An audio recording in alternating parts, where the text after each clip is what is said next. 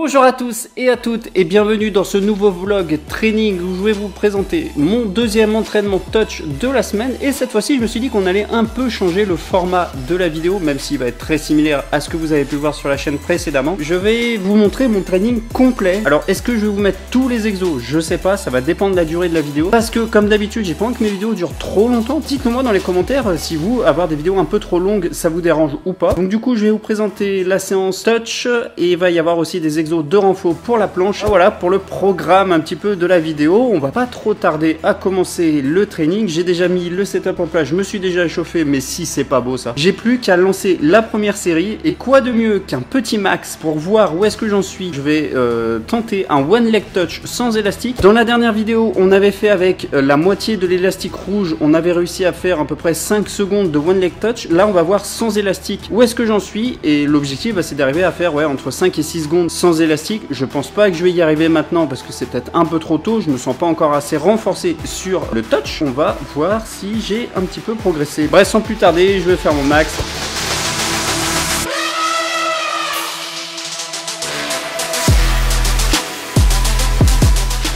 Je sais pas si ça s'est vu à la caméra, si je touchais la barre ou pas, mais j'ai réussi à la toucher à peine une seconde. Et après la barre s'est décollée de mon ventre. Elle était à peu près à ça, mais ça touchait pas. Le but d'un touch, c'est vraiment de toucher. Donc du coup, je valide pas. Mais en tout cas, je suis content parce que j'ai quand même, malgré tout, réussi à stabiliser la position. Avant, j'y arrivais pas. Hein. Dès que je me mettais en one leg touch, je tombais direct. Là, j'ai réussi à stabiliser un peu. Donc ça veut dire qu'il y a eu un peu de progrès. Donc je suis content. Prochain exercice, on va faire des advanced tuck pull-up to touch. On va essayer de tenir le touch 3 secondes. Je dis essayer parce que quand je force j'ai un peu du mal à compter les secondes dans ma tête parce que je suis tellement focus à forcer que j'ai un peu de mal à compter. Donc on va essayer de tenir 3 secondes et après on va enchaîner avec des L-sit to advanced tuck planche. Bref, on a assez blablaté, on se retrouve pour le premier exercice. À tout de suite.